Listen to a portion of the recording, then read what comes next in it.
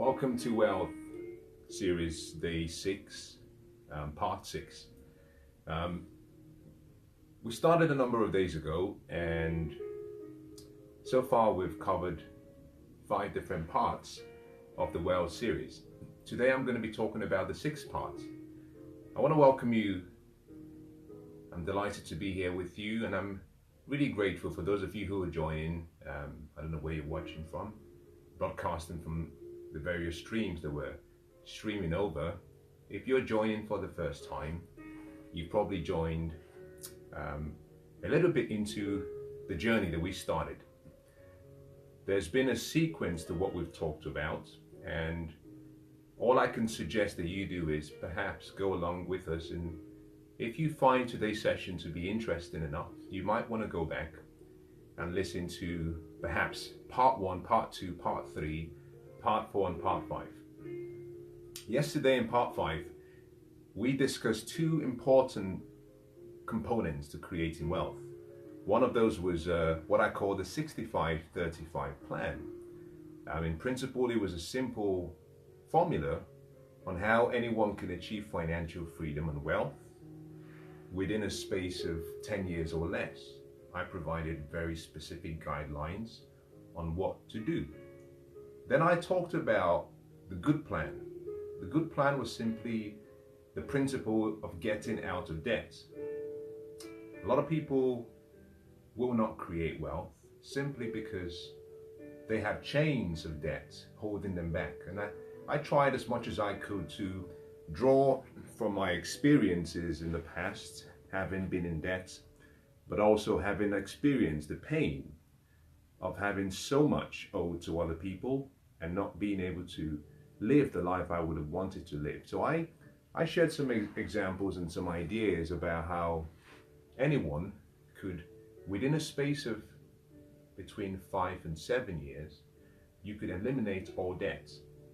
It sounds too good to be true. I'll let you listen to yesterday's session and decide. But in addition to that, I talked about how you can also pay off all of your mortgage, because your mortgage is a liability, it's debt.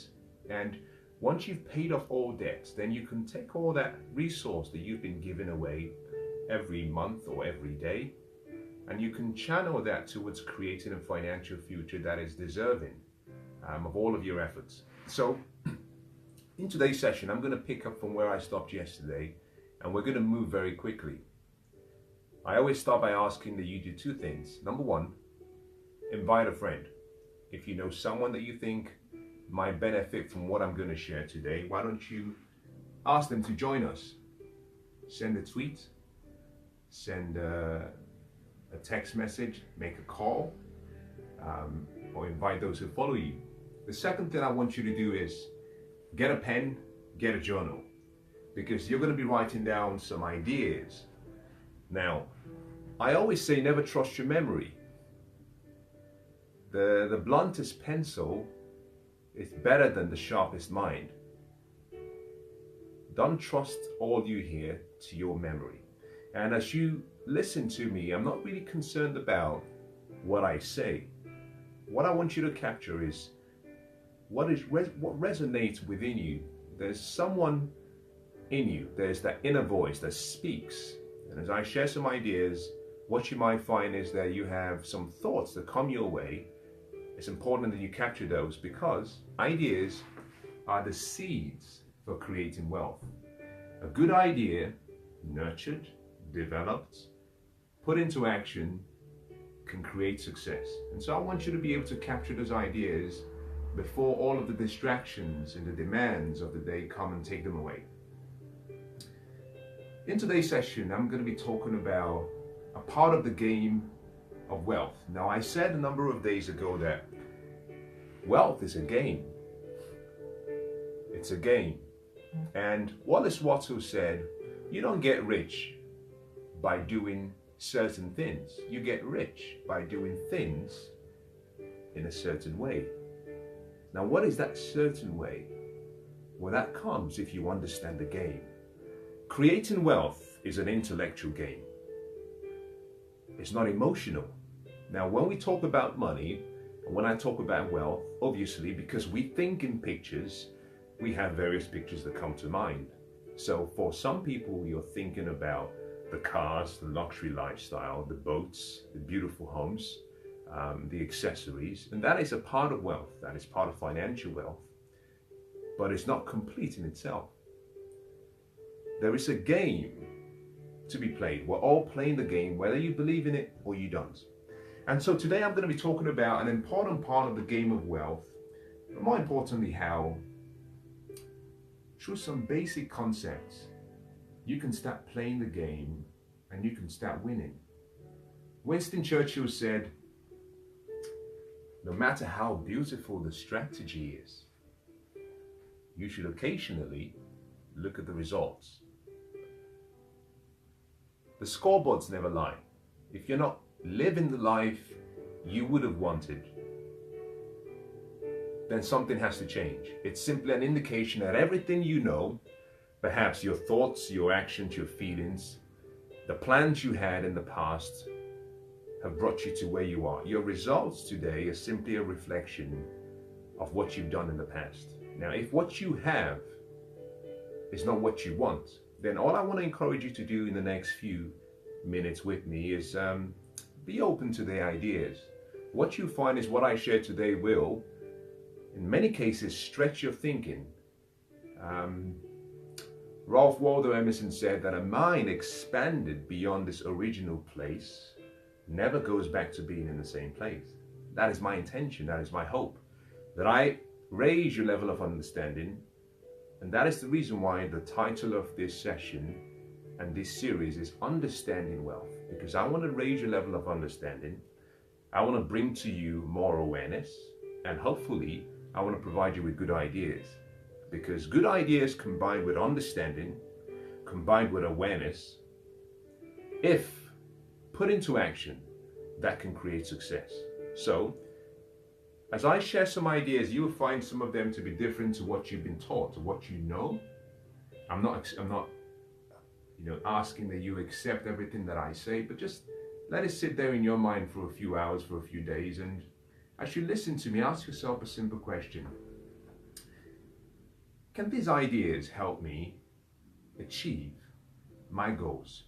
And one of the things I found, using myself as a good example for a long time, was there was a way that I limited myself in achieving what I really wanted. The first question is what? And so I would ask you the question, what do you want? Now what I found, having looked back at my life, is that a lot of the things that I did, a lot of the goals that I set for myself, it wasn't what I wanted. The next thing I'll ask you is, what do you think? And finally, what can you do? So for many years in my life, I went through this process. We call this 1, we call this 2, we call this 3. Every time I set a goal, the goal I set was based on what I knew I could do. The challenge, the difficulty with that was because I wasn't growing. And if you cannot grow, you cannot become your best. If you cannot grow, you cannot progress. I was doing what I could do. The problem with this is there is no inspiration, there is no motivation, because you can do it. But I was doing that because I was afraid of failing, which is quite sad, because failure is part of the whole picture. Occasionally I would move down from number 1 to number 2, and I would ask myself, what do I think I can do? So I would stretch a little bit, assuming this was position 1. I would stretch myself a little bit to what I thought I could do, which is sad in itself, because in a way, when you ask yourself, what do you think you can do, you're not really pushing towards your highest potential. And rarely did I ask myself the question, what do I really want? And so it was until I sat down and I asked myself, what do I really want? Now, what I really wanted was far beyond where I was. This is how greatness is achieved. It means you let go of what you can see by sight, and you hold on to what you can see by vision. With this, you have to dream. Now, why do I bring this analogy? Well, what I'm going to share with you, you have to dream. You're going to have to fantasize. My desire is to provide you with ways through which you can achieve time and money freedom. I want you to achieve financial freedom. Part of the reason for that is because the majority of us, all we think about is money. I think that's the reason why the great author said that the love of money is the root of all evil. It doesn't say money is evil. It just says if you think about it too much, it's going to preoccupy your thoughts, and that's all you're going to think about. And in a very weird way, it becomes like a god to you. And that can begin the root whereby you start to build this tree, this big tree, of you going down the pathway that you shouldn't be going down. So what I want to do with you is share with you some ideas that can help you dream. You're going to have to fantasize. For some of you, perhaps it's too good to be true. For some others, maybe it might sound really interesting. I'm not here looking for followers. I'm really here for the believers. I'm going to share ideas. And if one person finds something worth valuable and they can apply that into their personal lives or business lives, and it creates a change, then I consider today to have been a successful experience. So let's get started. In discussing the game of money, I'm going to be talking about a concept. The wealthy understand the rules of the game, and so they play and they always win. Because they understand the rules, and because they can change the rules, they play to win. So I'm going to share with you one, just for today. I understand today is a weekend, it's a Saturday, so I can't give you, and I can't hold you on for too long. I'm going to make this brief, I'm going to make this quick. I'm going to share one advantage that the wealthy use for creating wealth. We're going to be talking about one word. Leverage. Leverage. The dictionary has a definition of what leverage means. In a way, I think is slightly, maybe not suitable for what I'm going to be sharing. I have one word to describe leverage. That word is simply advantage. Leverage is simply a multiplier. It takes what you have and it multiplies it. It's your ability to do a lot more, to gain a lot more by doing very little. Like a fulcrum. Think about this. If you walk into a restaurant and you sit down and you choose the best meal, what you feel like having for that particular day, you're using leverage. You're getting a chef, you're getting a lot of people to serve you whilst you sit down quietly and enjoy your meal. If you travel from London to Paris by train or by flight, by plane, you're using leverage. We use leverage every day. You have a car, you didn't have to design and build a car yourself. Someone did all of that for you and you simply pay them. That's leverage. So leverage is your ability to take a concept and find a way to get the best out of what you have by using the resources around you. And I'll talk about the various ways you can do this. The wealthy become wealthy and continue to amass more wealth simply because they understand how to use leverage. There are 4 or 5 leverage concepts that I think you should understand. Number 1, other people's time. Other people's experiences. Other people's money. Number 4, other people's wisdom. Number 5, other people's knowledge. 5 simple leverage options. I'm going to focus on something slightly different. They're kind of connected. They're all interrelated, but I'm going to talk about 2 leverage options. But before I begin, let me just talk and share with you a story. A story that you might be familiar with or you may not be familiar with. But I want to show you the concept of leverage and the consequences of not understanding how to use leverage. You all know, perhaps you don't, but growing up, we all heard about the story of David and Goliath. It's a story that we refer to whenever we talk about a battle between a giant and an underdog. David is denoted as the underdog. Goliath is denoted as the giant, according to the storyteller. And for so many years, we've always seen that story to be a story of how you can achieve impossible odds. I have a different take on the story. A lot of people felt David was the underdog. I disagree. Now, if you're watching and you perhaps have a religious belief, you obviously have a different perspective about the story, and that's okay. I have my perspective. You have your perspective. That's okay. I'm reminded by the tale of 2 men standing in a prison cell, and as they gaze out of the window, one of the men can only see the iron bars that is holding them back and keeping them in that prison. The second man looks out and he can see a beautiful sunset. What was the difference? Perspective. So I'm not suggesting that I'm right and you're wrong, or vice versa.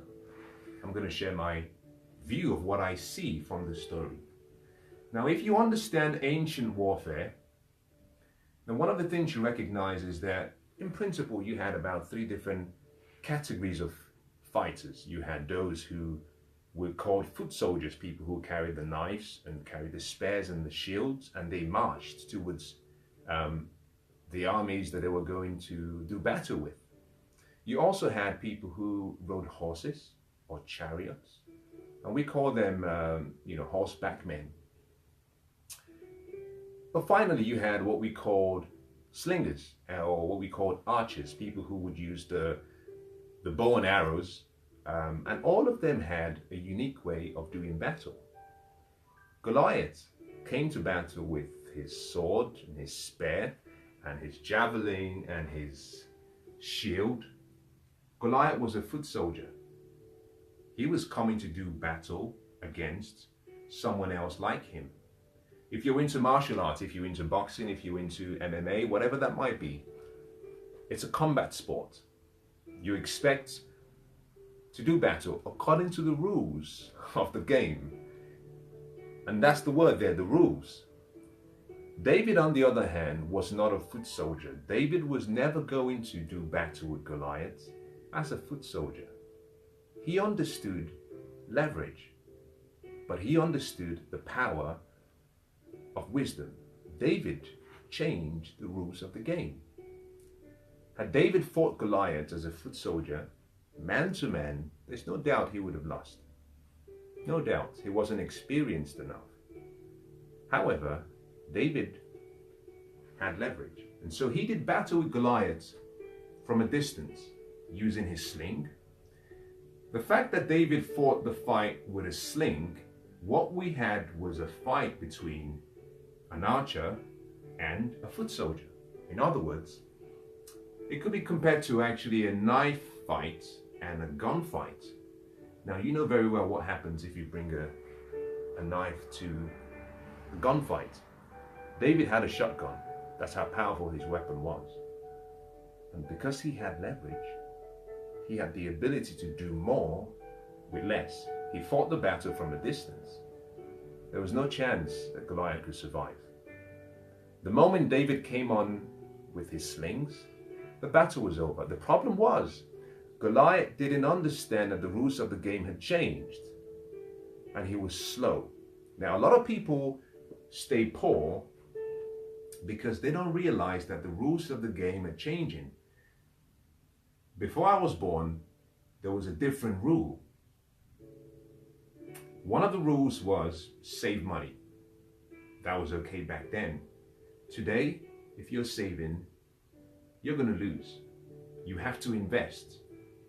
But there were so many rules back in the day that were still relevant. However, the rules change. Now, if you're going to be wealthy, you've got to understand the rules of the game, but more importantly, you've got to recognize the trends and when the rules are changing. Those who amass a lot of wealth are clever enough to even change the rules of the game. So in talking about leverage, I'm going to talk about two forms of leverage, and I'm going to show you how you can use that to create wealth. The first form of leverage that I'm going to talk about is wisdom. I think this is, in my opinion, probably the sexiest word in the dictionary. I know most people don't like it. It doesn't have the same ring to it like success, investing, wealth. But this is a beautiful word, because if you understand the power of wisdom, then everything else is covered, is catered for. The problem we have is that very few people want to gain wisdom. The ancient writer says, learn to do well. It doesn't say hope, it doesn't say dance or wish or sing or plan, it said learn. I think wisdom should be the foundation to all wealth creation. Wisdom, however, is different from knowledge. You gather knowledge through information. You gather understanding through study. But wisdom is simply application. You have to develop your understanding, but you must then apply what you know. So I tend to use an analogy that says, knowledge is like having a tool. You might have a hammer, that's a tool. Wisdom is knowing what to do with the hammer, when to use it, where to use it, but more importantly, when to set it aside and find something else. Wisdom is the principal thing. Leverage, using wisdom, is how wealth is created. And part of that leverage is understanding the vocabulary of wealth. Wisdom I'm talking about vocabulary. Of study, of learning. Now, Warren Buffett is the wealthiest investor we have alive today. The second wealthiest man in the world today, worth about 74 billion. An admirable fortune, I have to say. In studying his life, one of the things I found out was his fascination for wisdom. In his early days, he left Nebraska and journeyed all the way to New York in pursuit of one man. The man's name was Benjamin Graham. Benjamin at the time was the most knowledgeable person in relation to investing. Warren Buffett was willing to give up the comfort of being around his family, friends, and home to go and sit at the foot of someone who was very wise and study. So, the first thing I would say to you is, if you came to me and we sat in a cafe and we were talking about how you could create wealth, my first question to you would be, who are you learning from? Who are you serving as an apprentice under them? Who is guiding you? Whose philosophies are you following? Whose examples are you adopting? The reason is simply because success leaves behind clues. If you walk up to a beach very early in the morning, assuming no one has been there, and the water washes along the beach, if you walk along the shore, you leave footprints. Someone else can come behind you and follow the footprints and get to the destination. And that is how success works. It leaves behind clues. Now, you and I have a responsibility not to try and reinvent success. We have a responsibility to simply learn the rules, find out how things work, and replicate it. And that all begins through study, through the pursuit of wisdom. If you want to be wealthy, study wealth. You want to be happy? Study happiness. If you want to be successful, study success. If you want to be a great businessman, study business. If you want to be a great investor, study investing. But life begins first as a study, the pursuit of wisdom. Then it moves into the next stage, which is it develops into a habit, it becomes a practice, then it becomes a lifestyle, then you get results. But it all begins by study. You see, Warren Buffett studied under Benjamin Graham for a long time. And when he had acquired as much knowledge as he could, he was able to take that knowledge and keep building on it. But this is what I love the most about Warren Buffett's journey. When he started his journey, he was known to spend a lot of his time, and he would read about 200 pages of knowledge and information to increase his wisdom every day. Then he increased it to 400, then he increased it to 500 pages per day. Interestingly, he's in his, I think, early 80s now, or late 70s. But Warren Buffett still spends about 85% of his time every day studying. Now let's do a very quick analogy. So he spends 85% of his time studying, and he's worth 74 billion. So there has to be a ratio somewhere that says if you study and you gather knowledge and you apply the knowledge specifically towards a predetermined objective, and you course correct, you take the feedback, you keep improving, and you've committed to lifelong learning, and you've committed to constant and never-ending growth and improvement, it simply means you will succeed. So here is my second question to you. How much of your time on a daily basis do you spend studying? Because if you're hoping to acquire wealth without studying and continuously improving the study, you might fail. Now, I'm not going to say you will, you might. It's an intense and a lifelong process of study. So there's a vocabulary to wealth. If you've ever traveled to a foreign speaking country that you've never been to before, and you don't speak the language, and let's say they don't speak English, then your experience is limited.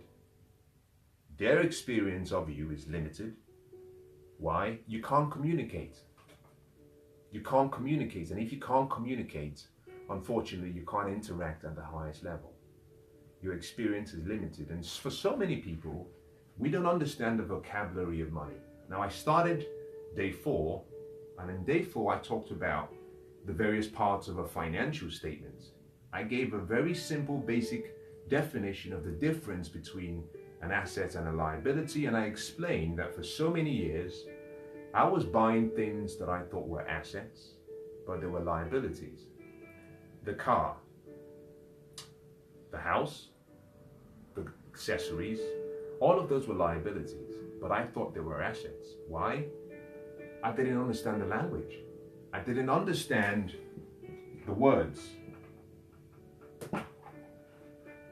You must understand the words in order to create wealth. So one of the key things the wealthy use in terms of creating more leverage and becoming more wealthy is they use wisdom. They continually keep studying, and then they apply what they learn, and they continue to refine what they learn. Very simple. I'm not going to dwell too much on wisdom because I think it speaks for itself. I will say this, however, and this is a recommendation. I think that if you want to commit to creating wealth, in my opinion,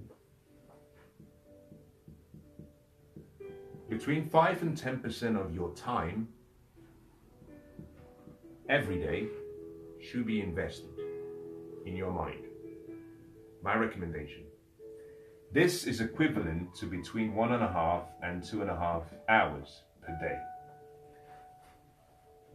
Every day. Now, the average person, the average home, will spend between 4 and 6 hours on what I call entertainment. Social media, Netflix, watching TV, texting, etc. Social, everything social, entertainment, between 4 and 6 hours every day. And there is something called the E to E ratio, which is the ratio between entertainment and education. Now, both of them are important, but in the right proportion.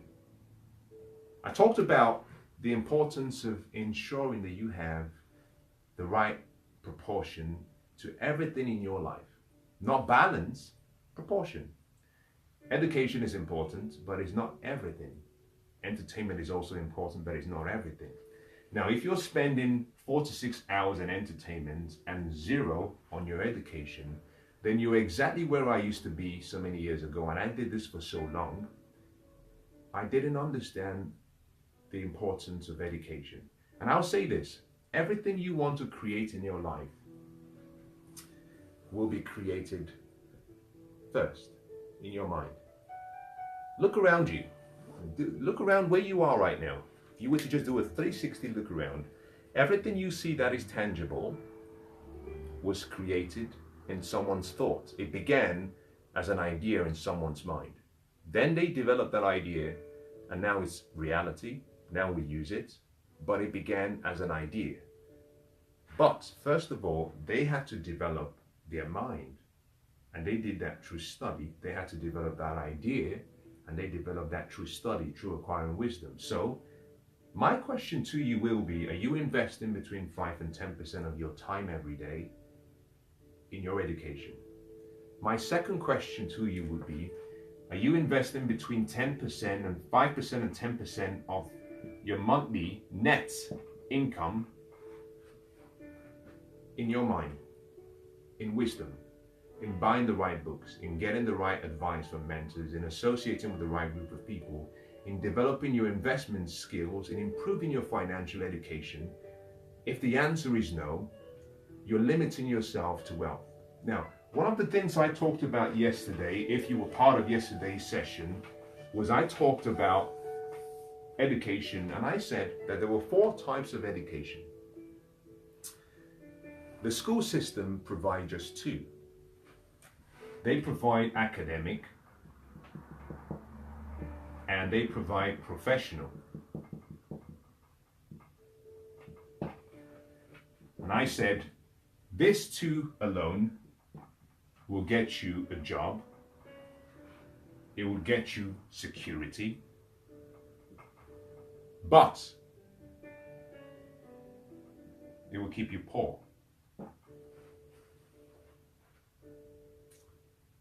The other 2 forms of education we rarely get through school. That comes through self-education. That is your responsibility. This is where wisdom comes in. The first is personal development. The third, rather, is personal development.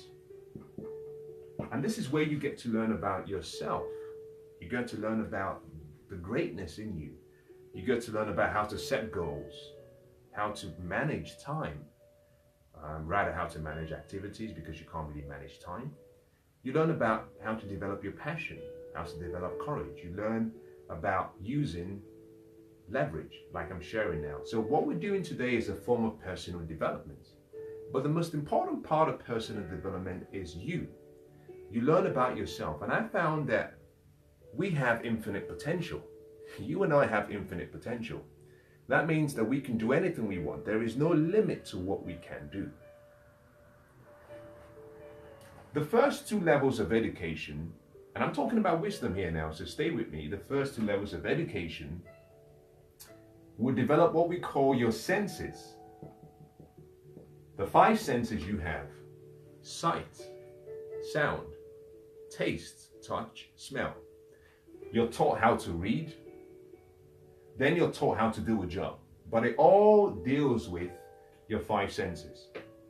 This leads to a mediocre life, the average life.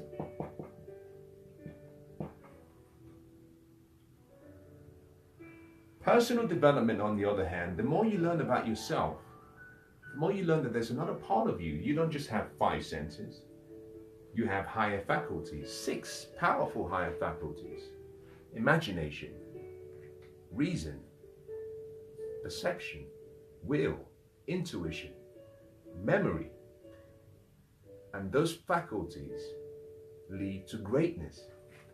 All greatness is hidden in the use of your higher faculties, not your senses. Your senses, sight will only show you what is. When you see with your eyes, we call that sight. It's a function of using your eyes. When you use your mind, when you use your imagination, when you use your vision, you're using your higher faculties. Now, when you see through your mind, we say that's vision. Vision is a function of using your imagination, your higher faculties. Look back as far as 7,000 years ago. Everyone who achieved a level of greatness, everyone who made a dent in the universe did that because they used their higher faculties. Imagination. They used perception. They could see things differently. The Wright brothers said that they could fly. Everyone said it was impossible. Logic said it could not be done. Logic. They said, no, we have perception. We can see things differently. They said, you're dreaming. They said, yes, because we're using our imagination. They said, it's impossible. The Wright brothers says, yes, because we're going to use our will. We're going to put focus in what we want to do. Now, let me just talk about focus, because I'm reminded by a story that says that Bill Gates and Steve Jobs were in a dinner party. The dinner party was being hosted by Bill Gates' mother. And during the evening with friends, she asked the question. She said, you all here are successful. Now, I should apologize. That was Bill Gates and Warren Buffett, not Steve Jobs. You all here are successful. What one quality would you say is responsible for your success? What one quality is the most important in business? Bill Gates and Warren Buffett said simultaneously, focus. Now, they didn't know the question was coming, but they shouted, focus. And what is focus? Your ability to hold onto an idea and stay persistent. It becomes an obsession. You get your mind fixed on the idea until you achieve it. How do you do that? Your higher faculties. You use your will. We call it willpower. You cannot have focus with your five senses. If you want to know how powerful focus is, I want you to perhaps go into a store tomorrow and buy a magnifying glass. And when the sun is out, I want you to stand outside and just hold the magnifying glass and let it beam against a piece of paper and hold it there for a number of minutes. What you find at the intensity of that magnifying glass, what it does is it channels all the sun rays to one point. It will burn the paper. If you put that against the car, it will peel the paint on the car. That's the power of focus. But you achieve that using your will. All of that is how greatness is achieved. You achieve greatness, you achieve wealth, you achieve success, you achieve good health, you achieve prosperity by using your higher faculties, not by using your five senses. So if you want to be wealthy, you've got to study, you've got to commit to wisdom, and you only learn all of this through the commitment to study. Now, the fourth part of the process is what we call financial education. And this is where most people struggle. I didn't learn a lot of what I know academically from the school system. We're all going to use money. Now, what baffles me is that most people will work for 50 years for money. Most people will spend 10 hours per day, including travel, every day for 50 years. Now, 10 hours per day is equivalent to 80% of your waking day. We sleep approximately 8 hours every day, so we have 16 hours left. 10 hours, between 10 and 12 hours normally, most people will spend preparing for work at home, then traveling to work, then working for 8 hours, then traveling back from work. In most countries, it's between 10 and 12 hours. That's about 80% of your waking day. We do that for 50 years, slaving for money. And what baffles me is that none of us has sat down and said, can we study this one thing that we spend our entire lives trying to find and get? baffles me. But you only get that through financial education. Now, today's session might seem as though I'm being a bit harsh because I'm talking about wisdom. And I can talk about investment strategies till the sky turns black. But if you lack wisdom, you're building your house on the sand. And the ancient writer talks about two men that build their houses on the sand. One built, or rather, that build their houses. One built the house on the sand, the other on a rock.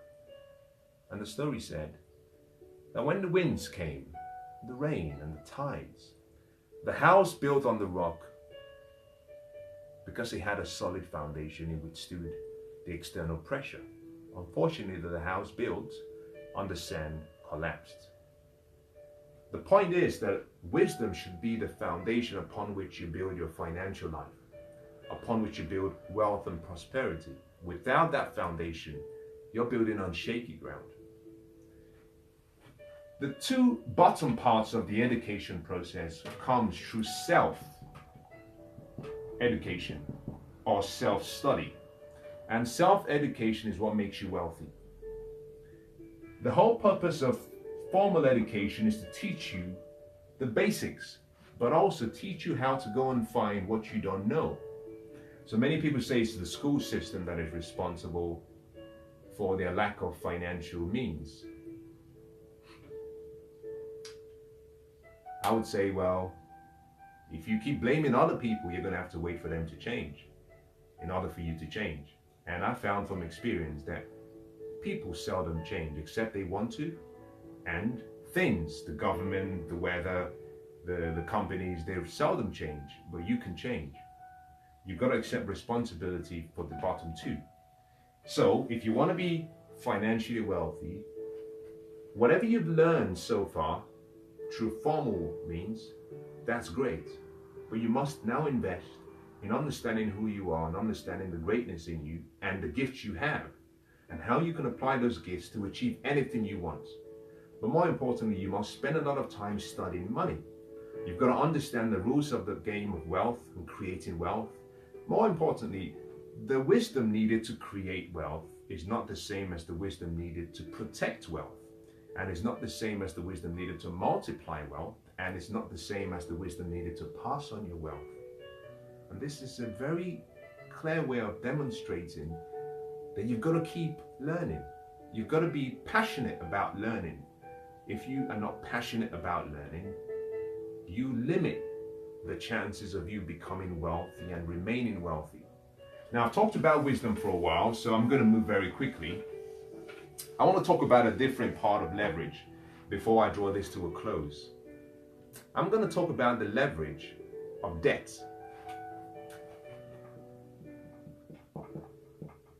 Debt. Now, I gave you earlier on 5 different leverage types. I said other people's time, other people's experiences, other people's money, other people's wisdom, other people's knowledge. These are the 5 leverage options the wealthy use to get ahead further. The other people's money here, one form of other people's money is debt. It's not the only form, it's one form. And here is the reason why you have to understand the power of debt leverage. There's so many ways to travel from London to Paris. If you choose to fly, it will take you about an hour, 40 minutes. If you use the Eurotunnel train, it will take you about maybe an hour, 59 minutes. If you drive, it will take you maybe 7-8 hours, but you can also walk. If you walk, it will take you probably about 72 hours. If you cycle, it will take you about maybe 32 hours. All of those methods will get you to Paris. The question is, what condition would you be in when you arrive? Now, if you decided to fly or use the train, you can get to Paris. You can sit down and have a great French meal. You can visit the various beautiful parts of Paris. You can admire the beauty and the fashion. So you can enjoy your experience. But if you choose to walk, you're using physical leverage.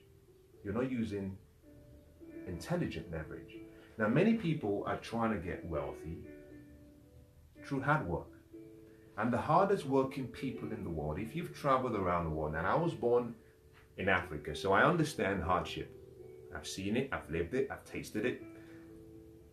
But through my journey, when I go to Africa, when I go to parts of Europe, when I go to Asia, if I go to America, what I've found is that the hardest working people in the world, in many cases, are the poorest paid. And I remember something my father used to say, which I look back now and I think, wow, that's the reason why we were limited in terms of financial means. He used to say, you've got to sweat for your money. Now, technically, there was nothing wrong with that. That would have worked in the 1970s, in the 1960s. But the world has changed. Physical labor, physical leverage limits you because there are 24 hours in a day and there is so much your physical body can take. The wealthy use other people's money, other people's experiences, other people's time, other people's knowledge and wisdom, and they achieve more. Now, debt is a word that most people hear and they frown upon. So let me explain it this way. There are two types of debt. There is investment debt. There is personal debt. Yesterday we talked about eliminating personal debt.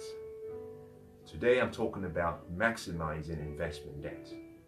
Investment debt makes you wealthy if you use wisdom leverage. So, although I'm talking about debt leverage, what you'll find throughout this part of the session, there is a connection between debt leverage and wisdom leverage. And I'm getting ahead of myself now, but that's okay. I'll make some very simple, maybe share some what I call wisdom keys. Ignorance makes debts unattractive.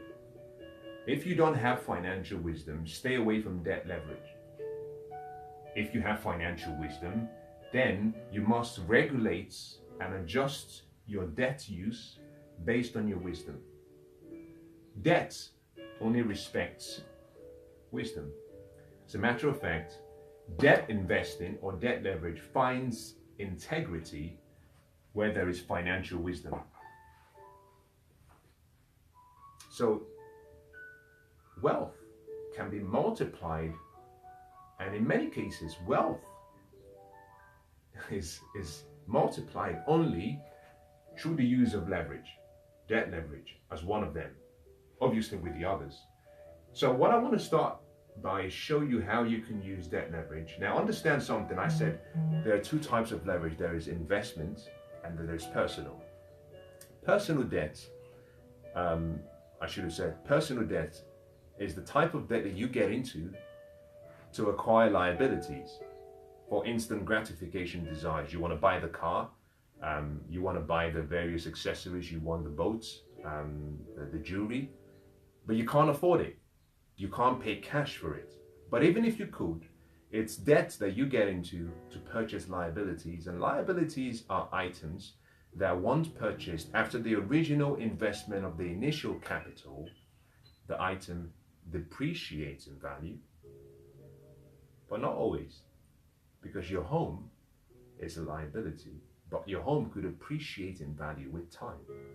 So liabilities needs to be understood that there are good liabilities and there are bad liabilities, but generally, when it comes to personal debt, most people get into personal debt not because they're trying to buy a home.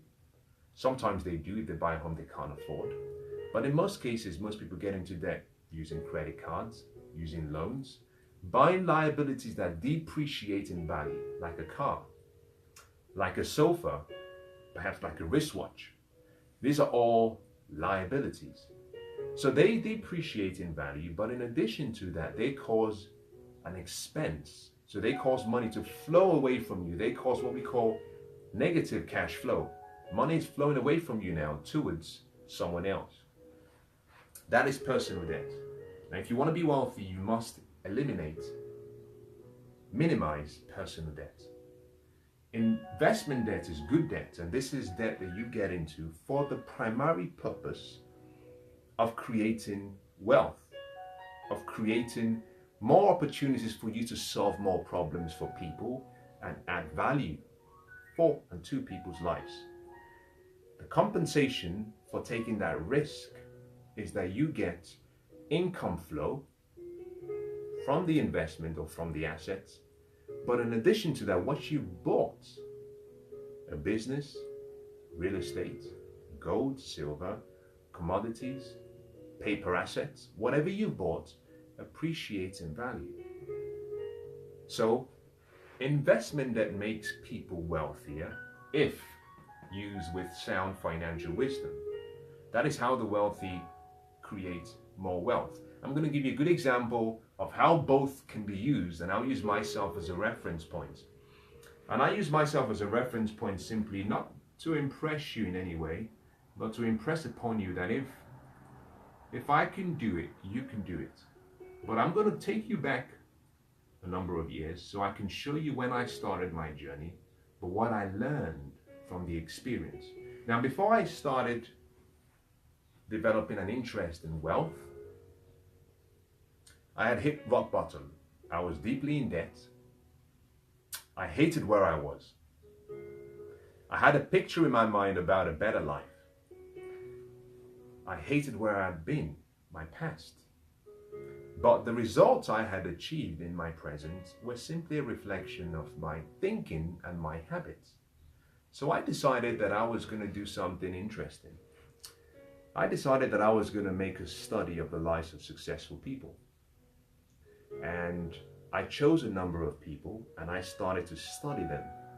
And as I studied them, I realized that there was a difference in how they lived. Many of them weren't doing things that were extraordinary. They were simply doing ordinary things extraordinarily well.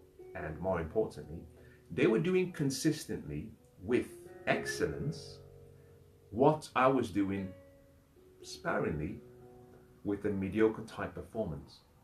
I realized that they had a different belief system. Now, Wallace Wattle said, like I mentioned earlier on, that you don't get rich by doing things. You get rich by doing things in a certain way. And so these people that I studied, I realized that they had purpose. They had vision. They had an idea about what they wanted. They had a magnificent obsession. And they were persistent. They had picked on an idea and they had fixed that idea in their mind. But more than anything, they were doing it for something much bigger than just gathering wealth. They had a bigger vision about how they could help people. I made a decision. My results were not what I wanted. The picture I had in my mind was not consistent with what I was achieving. So I decided that I would study them, but I would do something interesting. That at the end of studying them, that I would model myself on them. I spent about 3 years studying these people. And I'll say something as a side note. You can't learn from someone that you don't admire. You can't learn from someone that you resent. I found I was raised poor financially, spiritually wealthy, but I grew up in a country and in a time when there was so much corruption around the country. And so we had the negative association towards the wealthy. We always felt everyone who was wealthy was a crook. They had stolen the money. And the majority of them had. That belief, I held onto that belief. And even when I immigrated to London, I found that I still had that belief. And so although I could see people who were achieving better results, in my mind, the wealthy, the rich were crooks. They stole from the poor. I had to change my belief. You see, I resented them. And because I resented them, I couldn't learn from them. In my journey so far in life, I'm yet to find someone who is poor, who has walked up to someone who is wealthy and said, "Can you teach me what you know?" What I hear most of the time is, they want the wealth to be distributed evenly to everyone who is poor. And you know what they say, if a man is hungry, or if a person is hungry, You want to teach them how to fish. Now, you might give them a little fish to get rid of the hunger, but you don't feed them, because what happens is they keep coming back. You teach them how to fish. You show them the potential they have.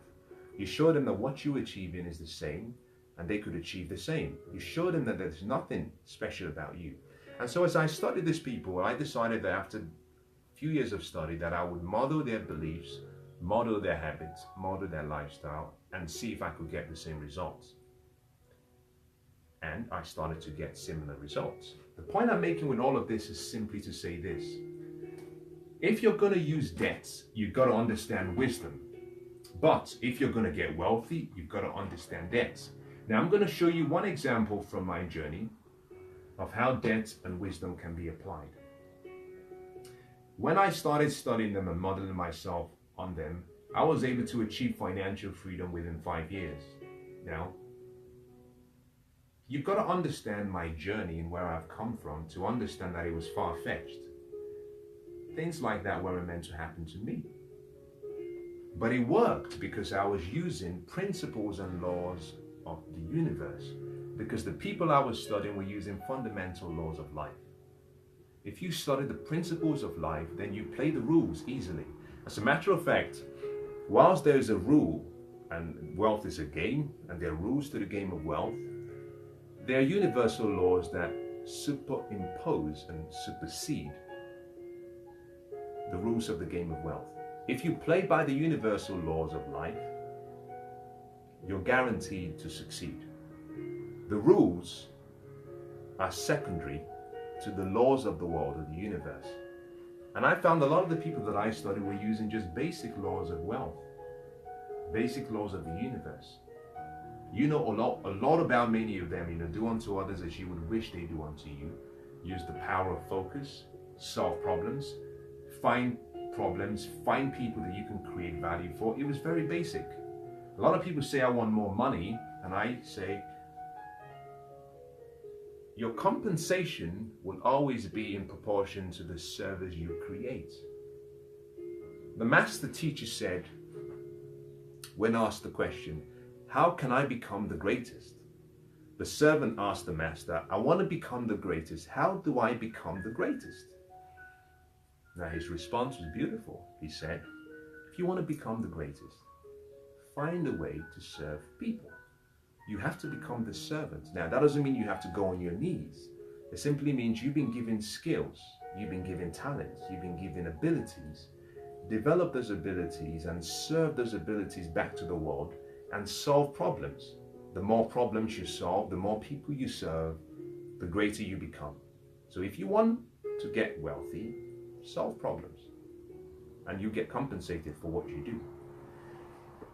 When I started my journey, obviously I realized that I had to invest.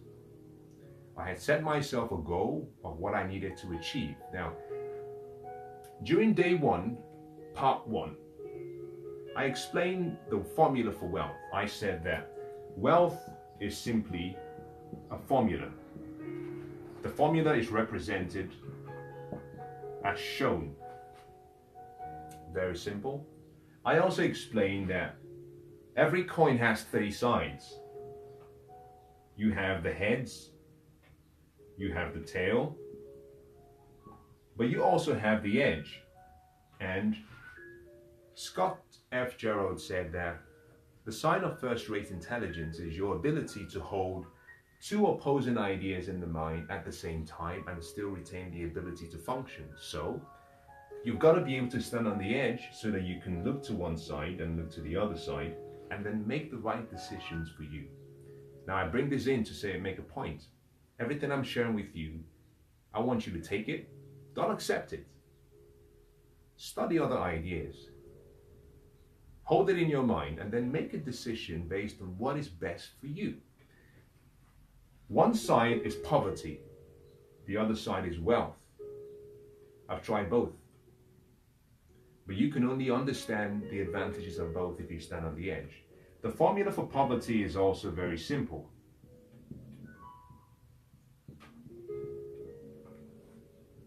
The E represents earnings, so wealthy people earn, poor people earn. The amount is the same. in creating wealth. We all start relatively equally. The poor, however, the first thing they do after they earn is they spend. And when they're done spending, they save. I did this for so many years, but the problem was I did not have any financial wisdom. So my expenses was always greater than my income, and I was always in debt. So I had nothing to save after spending. And for so many years, I had nothing to show for it. The wealthy, on the other hand, earn, but the first thing they do is they invest before they now spend. See, the wealthy understand and apply the ancient Babylonian principle, which says a part of what you earn is yours to keep. Pay yourself first before you pay everyone else. Pay yourself, and then you can spend the rest. Now, because the wealthy apply this process and this formula, having studied the wealthy, I realized that I had to start investing. The problem was I didn't have a lot of money to invest. So I started to study, and the more I improved my wisdom, the more I understood investment strategies. I started to learn that there were various investment vehicles that offered you the use of leverage, the use of other people's money. So for example, if you want to invest, you don't need to have all the money yourself. You can go to an institution and use debts, but also you can go to an association, you can go to an organization and find what they call equity partners. And you can combine either the debts or the equity partners funds, and you can use that to invest. If you do this smartly, obviously both parties understand, so they're also going to get a return. What's the return on their investment? ROI. They're going to get a return each, but if you do it carefully, through wisdom, if you study, you know how to invest, what happens is you can now make a profit for yourself, make a profit for the investors, pay them off. Now you have a profit. But guess what? You started with nothing. Now, most people think they have to use equity. Most people are saying, I don't have money to invest. Well, you don't need money to invest, especially your money, I should say. What you need is wisdom.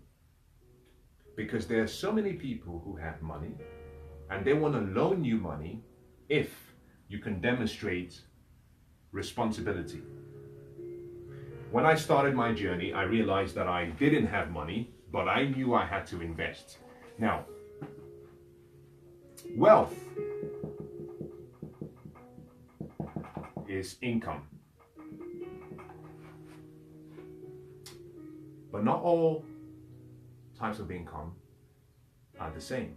Wealth is investment income. It's not money alone. You see, when we think about wealth, we say money. You have an idea about a bank account, maybe with so many zeros, and who knows, a few commas. This is what we're thinking about wealth. When we think about wealth, bank account with so many numbers, a few commas, a few zeros. We think about a financial statement with a list of assets. That definition of wealth is not incorrect. It's just incomplete. And the reason it's incomplete is because you've removed one important component, and that's time. Wealth is measured in money as a function of time. So wealth is simply your ability to create income from investments or assets or businesses that will not require you investing your time to create it, but the income is created continuously and is consistent. So we say you're financially wealthy or financially free if you get to a point whereby the income you receive from all of your investments covers your chosen lifestyle, where you no longer have to work for money.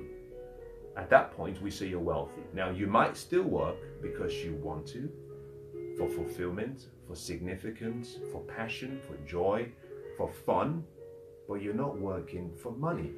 Wealth begins when you recognize that you change the equation from you working for money, whereby you're the slave.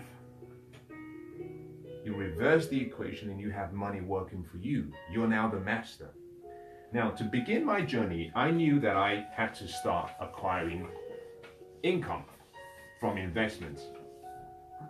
At the time, I had a job, which I worked on full time.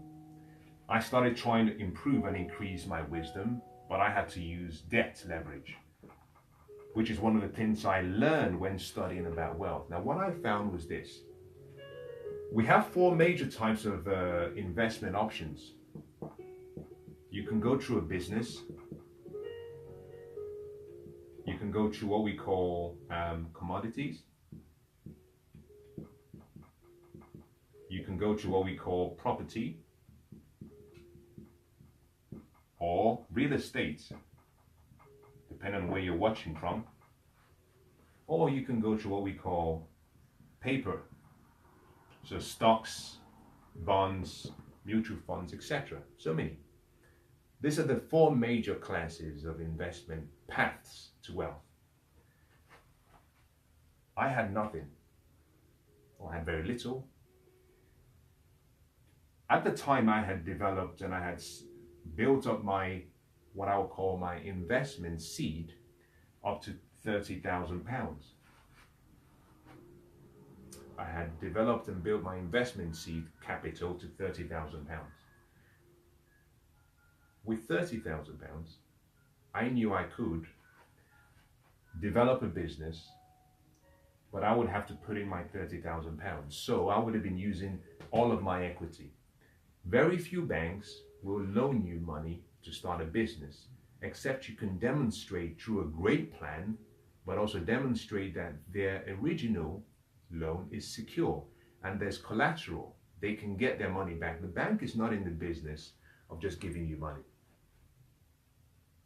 They want to know, can I get the money back? And how quickly can I get it back?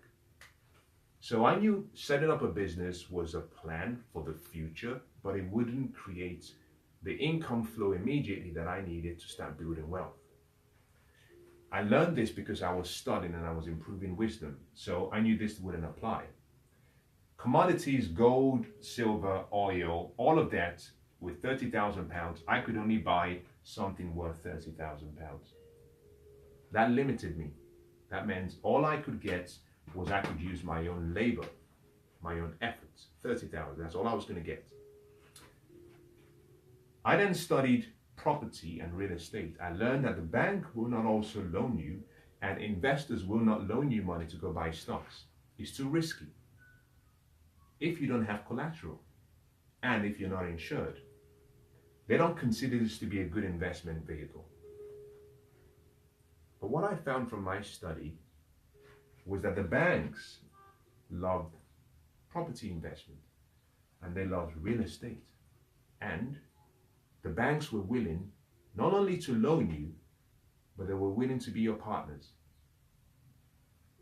I decided that I would use leverage, using other people's money, using debt to begin my journey. Now, remember I said that I had spent about 3 years as a minimum studying. So I'm not suggesting that you use debt. I'm saying if you're going to use debt, you've got to increase your financial understanding first. You've got to study first. And even when you start using debt leverage, you only use debt leverage to the level of your wisdom, to the level of your understanding.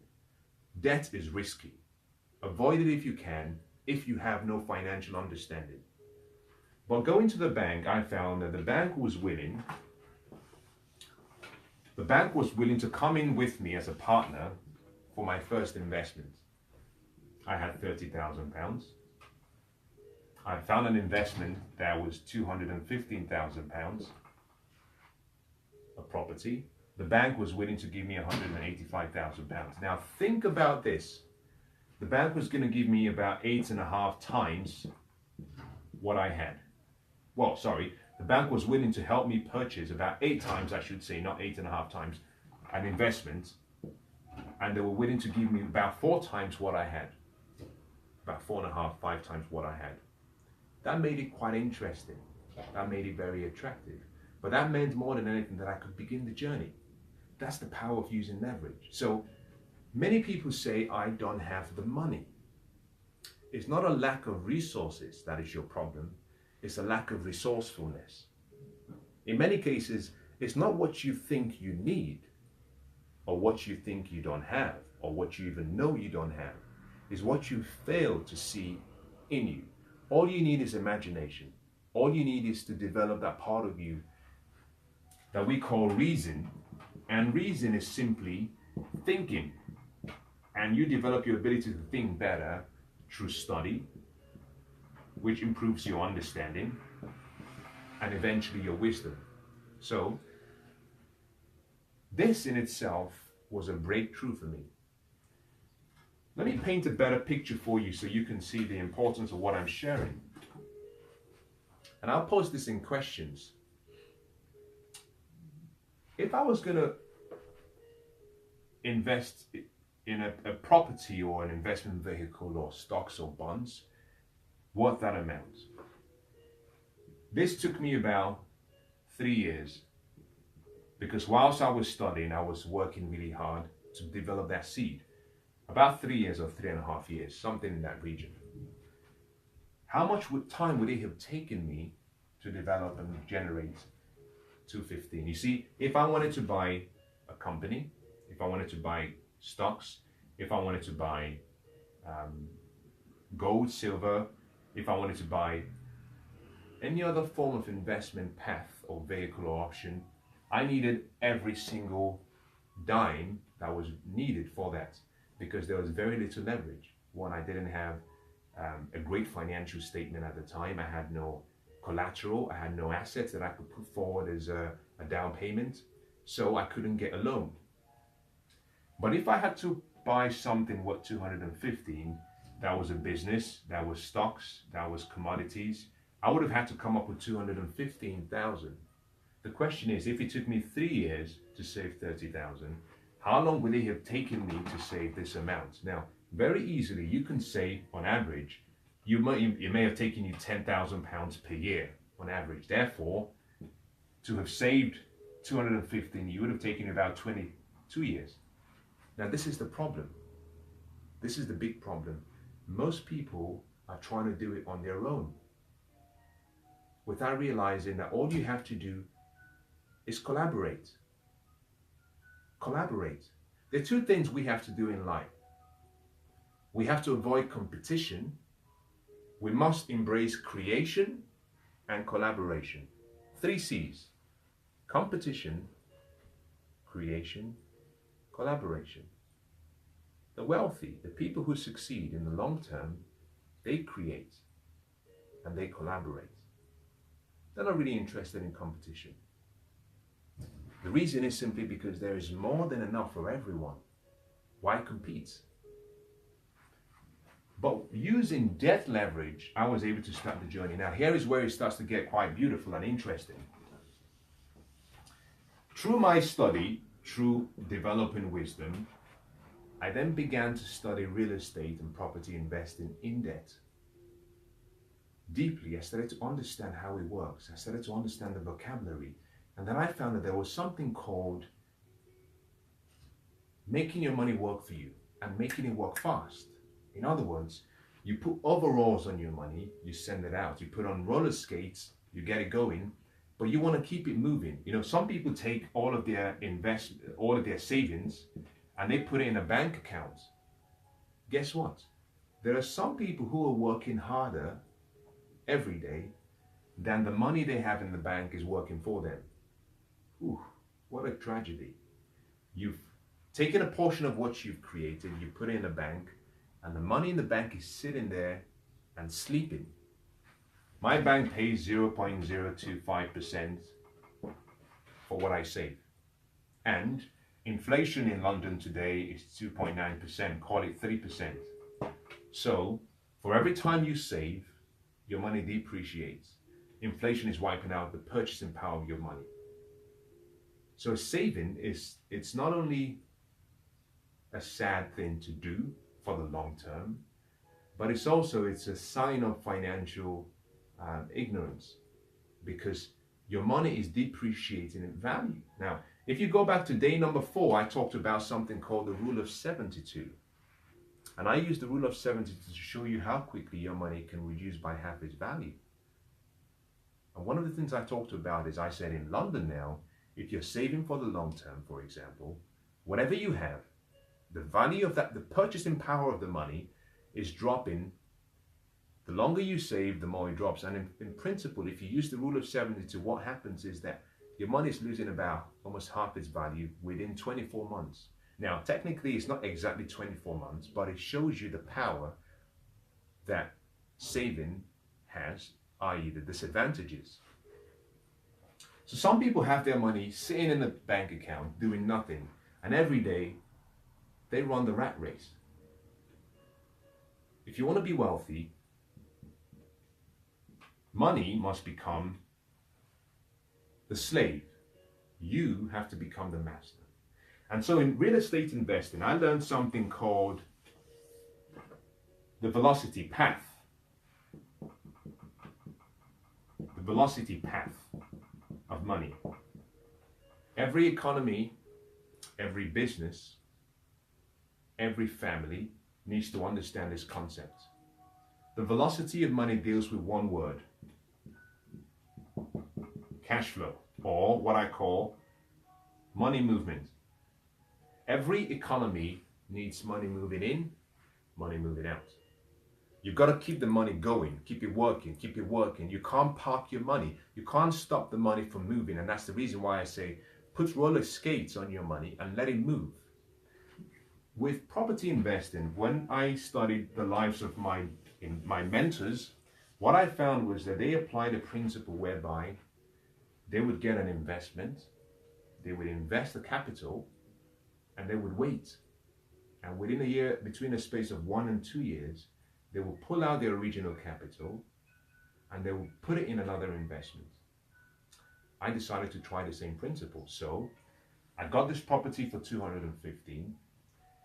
After 2 years, this property had appreciated in value. I went back to the bank, just over, beyond 2 years. I went back to the bank and I said, I want to pull out my original seed. The bank said, fine, you can refinance, but before we give you the money, we need to see what the property is worth. We need to make sure that we can give you that money. The bank sent someone to the property. They did an inspection. They looked around and they found the property had gone up to roughly about 165,000.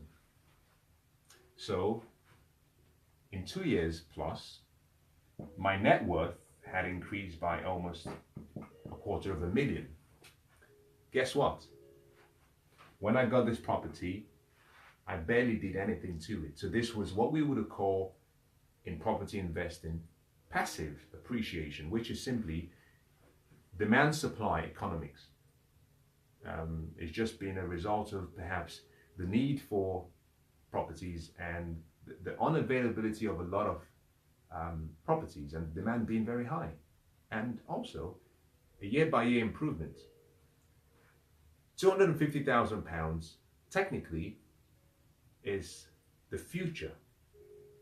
Remember, we're talking about this is what it's worth, but I wasn't going to sell it. This is where the advantage comes in from wisdom. The bank says, okay, we can give you 75% of this, of the difference between the new value and the original loan. Now, just think about this. So if I wanted, all I could have done would have been to say to the bank, okay, I'm happy to go for what you're giving me, and therefore what I want is 240, 75% of 240, which would have been something in the region of about, I would have said probably about 180,000. If I pulled out the 180,000 and I went to another investment vehicle, the bank would have been willing to give me 4 times this or 4 times this amount. So I could have bought another investment for about 600 to 700,000. And I'll talk about how to invest and how to start your investment journey further on in the sessions. But this is how wealth is created. A lot of people don't understand this principle. In the 2-year period, I went back to the bank. I didn't pull out the total amount. I simply took out my original seed. Now, when I took out my original seed, this investment was paying me an income. I took out my original seed, meaning that I had to pay a little bit more in my mortgage payments, but the income from the investment far exceeded the expense. So I was still making a net profit. But now I took this £30,000 and I put it in a different investment, and I went through the same process again. Now think about this. Within a short period, I had increased my net worth by £250,000. I went through the same process. And the key here is this: you can do this every 2 years, depending on your bank and depending on the mortgage terms. So if you've gone for a fixed period of 2 years, now I had 2 years because I had fixed, the term was such that I couldn't make a change within 2 years. So you can do this, and every single 24 months, you can move your money again. If you do it smartly, using wisdom, if you use good debts, but also if you make sure that in every transaction that you're creating profits and you're creating good value apartments, what you find is you can become very wealthy. And you're doing this, guess what? £30,000 was my original seed. I pull it out, put in another investment, I wait for 2 years. I pull it out again, put in another investment, wait for 2 years. Now, if I did 5 of those investments, hypothetically speaking, and for each, after 2, 3, 4, 5 years, whatever, my net worth increased by, for each property was 250, then in 5 years, I could very easily have raised my net worth to over £1 million. And I would still have my £30,000 because I'll pull it out again. So you see that you're not really putting in a lot of your investment capital. You're using leverage. You're using debt to get wealthy. Now, I'm not suggesting that everyone should follow this approach. Real estate, like any investment vehicle, requires a level of financial education, and property investment, in this case, is management and operations intensive. You got to know your stuff. But I'm not dealing with that right now. I'm not even dealing with investments. I'm just trying to show you the power of using debt leverage. You can get wealthy using other people's money. And guess what? The bank wants to give you the money because they have a lot of it. I'm going to draw today's session to a close. For some of you, you're probably saying, maybe it was lucky, you were lucky, it doesn't work where I am, and you were just lucky. I've heard this so many times. People say you were in the right place at the right time. You can be in the right place at the right time, but that doesn't mean you're going to get what you want. I've been there so many times. You've got to be the right person in the right place at the right time. More importantly, you've got to be aware of where you are. You see, every day, your blessings, your miracles, your goodness, good fortune, prosperity is coming to you every day, but you're not aware of it, so you can't see it. The emphasis about wisdom is because wisdom helps you see opportunities. Now, I like the grasshopper. The grasshopper is an insect. And if you go back in ancient times and study empires that were built with great buildings, they never really, I should not say the grasshopper, the locust. They weren't really worried about armies attacking and invading their cities, but they were terrified whenever the locusts and whenever all of the locusts were moving in the direction of the city because they were so powerful. Now, one of the things the locusts would do, they could cover long distances. They could travel long distance, but they didn't have wings to fly. Now, you might be thinking, well, how do they cover long distances? Now, if a locust invaded a city, invaded a territory, they would bring that entire city down. Now, you might be thinking, I don't understand. Do your research and you'll see how much havoc they could create when they came in multitudes, in huge quantities. How did they travel so far? Simply, they had the ability to listen to the sound of the wind.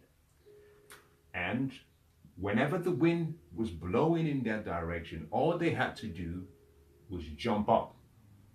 And the wind will blow them as far as it can based on the velocity of the wind. So something as small as a locust that couldn't move would fly very far and land. It would wait again and it would do the same thing. So they could travel hundreds and thousands of miles, but they didn't have wings. Why? Opportunity. They could sit quietly and they could listen to the sound of opportunity. And when the sound was ready and it was near, they would take advantage. Now, what I've shared with you, a lot of you are thinking doesn't apply to me. You've got to be aware of where you are. But you can be aware of where you are, but if you lack the wisdom, you might take action and you might fail. So let me conclude by saying this. If you want to develop more wealth, study wealth. Develop and increase your financial wisdom and understanding. But more importantly, start thinking about using other people's money. I have a philosophy, is mine, I'm not suggesting it's entirely correct, that if you want to be more wealthy, collaborate. Use other people's experiences, use other people's knowledge, use other people's time, resources to achieve what you want, but do it fairly. Do it in such a way that everyone wins. If you look around the world, the wealthiest people in the world today are those who have used leverage, and they've used it perfectly well. They've enriched countries and enriched the lives of so many people, but they've also enriched themselves. Why? They decided that they were not going to do it solo. We have 7 billion people in the world today, 7 billion minds. Now, some of those minds are more developed than others. Don't try to live your life with your mind alone. Don't try to live your life with your brain alone. Find some other genius or some other great mind and collaborate with them. Learn what they know. Now, I learned the power of leverage because one evening I picked up a book and I studied the book. And as I read the book, it took me 4 hours to learn what took the author between 40 and 50 years to learn. In 4 hours, I learned the keys to his success and her success. And as I studied a few more successful people, I would read a book, and in 4 or 5 hours, I would learn what took the author or the person. It took her 30 years, 15 years to learn. In 4 hours, I would learn the same thing. That's leverage. That comes from pursuing wisdom. So let me summarize today by thanking you for your time. Now, if you have questions, like I always say, by all means, leave a comment. Obviously, you may not agree with everything that I say. Maybe you do. Doesn't really matter. I'm always glad to be here.